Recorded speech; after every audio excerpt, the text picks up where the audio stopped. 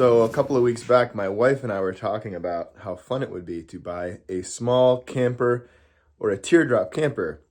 And she was saying, God, I just wish there was a way we could find a cheap camper that we could redo. She's like, I would do all the work, I'll redo it. And I said, okay, go for it. Start looking, honey. And so she starts looking. By the way, I don't call her honey. It doesn't matter. She goes looking for a trailer. And I go, wait, I think I have the answer.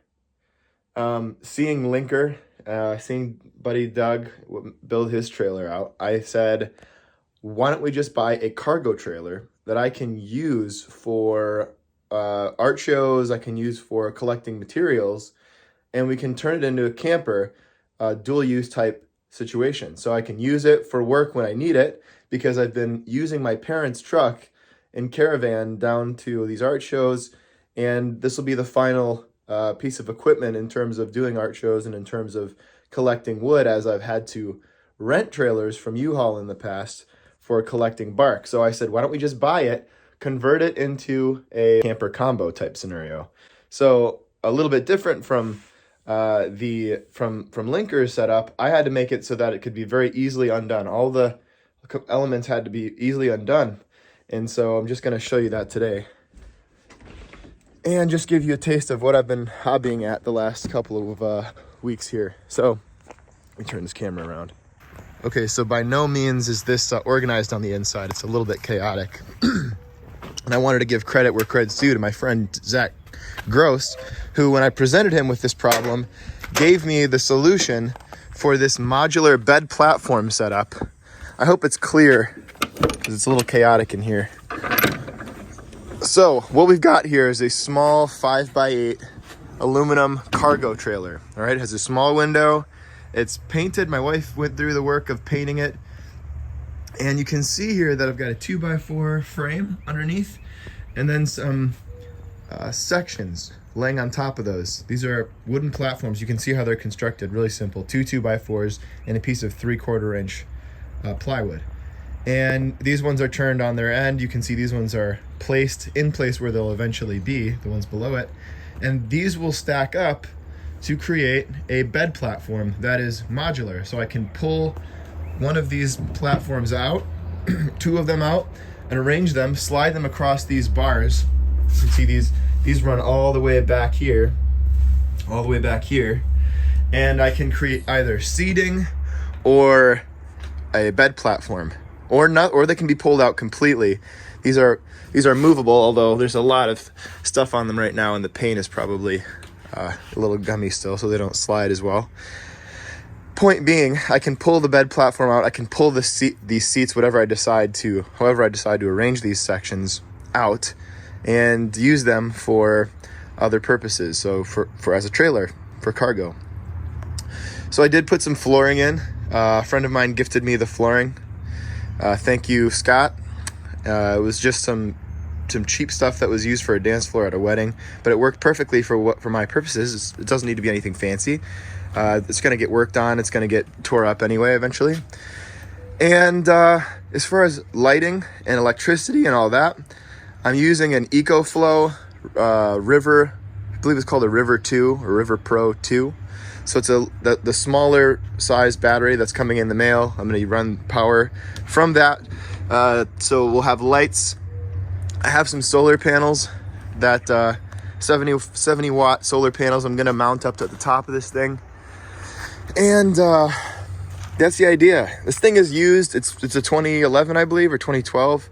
So it's seen some wear, and it's in pretty good shape otherwise. And it's a quality piece of equipment because it's got all the bells and whistles. It's a nice little trailer. It wasn't very expensive, and so the gentleman who I bought it from had built some shelving in here, and I may end up just leaving the shelving. It's kind of crudely built, but it's good enough. I mean, that's kind of the nature of a thing like this. Is it's just kind of for use. It's not pretty. So what I'm going to do is I'm going to put a panel here to cover the tire.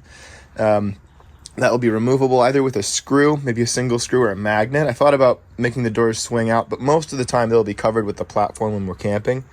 And otherwise I can store stuff that I'm not using with a panel back here. And yeah, that's really it for now. I mean, as far as lighting, we're discussing different options. Newer, there makes a really neat little video light that I'm thinking of just permanently mounting a couple of these up. They're so powerful for the size and they're cheap. And if I can figure out a way of wiring these up to the system, the battery system, I think that'd be more than enough light. One other quick thing I've been thinking about doing is taking cutting a hole into the side here, putting a window into the side panel. The window, that we have already is very small. Thankfully, it does have a screen so you can open it and get some ventilation in here. But neither two windows or one window, neither of those will be enough ventilation. So I'm going to end up putting a fan in the center of the unit to vent the system, to vent the area rather, get airflow going into the space so that it's not obviously stuffy in there.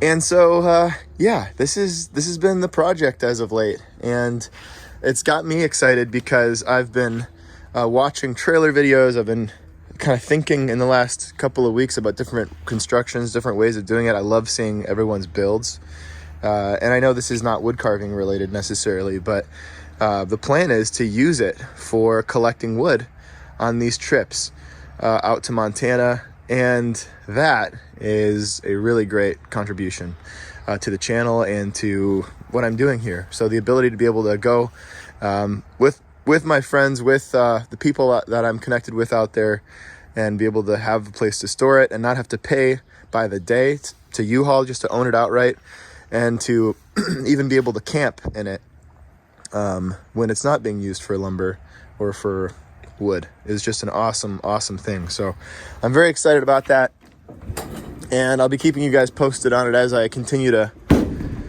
finish it up. So thanks for watching. I hope you guys enjoy this, and hope you enjoy the coming video that I produce as a result of the evenings I've spent at least two or three evenings on the trailer so far. We've made a lot of progress very quickly, so I'm excited about that. But yeah, what's going on in the shop here? I've got some busts. You can see this is the plywood that I'm going to use for the paneling in the back there I mentioned that's going to cover the tire and all that. But behind that, I've got some really fun projects, returning to the days when I carved the Native American artwork, the more Western and Native themed artwork, which I really do miss. And it's been fun to be able to play with that a bit more. So this is a project that I roughed in for an art show. It's not done yet, but it'll have a really great presence to it. I like the movement in the piece. I like that he's kind of looking up into the sky. It's a really nice piece of wood, consistent, homogeneous piece of wood. And believe it or not, this is also pine. Look at the red tone that I'm getting from this wood. This is a commission client's project. He sent me some pictures.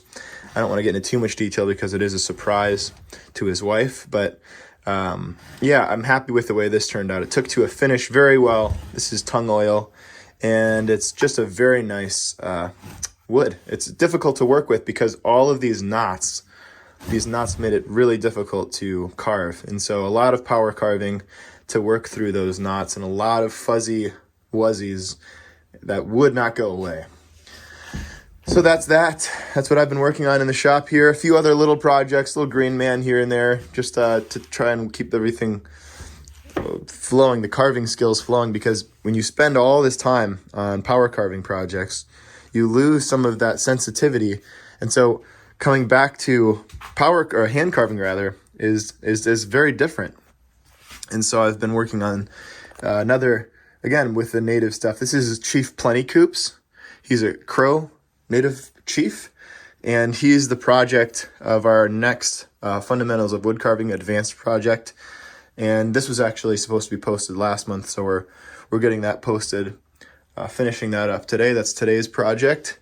And we've got the A7 IV we're filming that with the 4K monitor. We've got the 20 millimeter 1.8 lens for those of you camera nerds. That's what we've been using for this school a whole lot lately. It's enough resolution in this camera to where if we need to punch in, we can zoom in on the, zoom in on the content via the digital zoom on the editor. So our zoom lens right now is down for the count. It got busted, but this has honestly been really great. So that's it. That's what's been going on here. Working on the trailer when I have free time. I've got some other big projects coming to the school. You can see they're out there. They really are big in terms of size. Massive carvings. So they're going to be very nice to kind of mix up the size, a lot of the smaller stuff that we've been working on in the school. So that'll be great. And look forward to some new videos as well from me on the whittle front. And yeah, that's that. Thank you guys for watching, and we'll see you in the next one.